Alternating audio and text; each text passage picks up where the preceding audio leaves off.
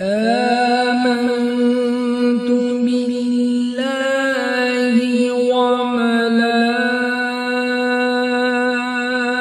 وملائكته وكتبه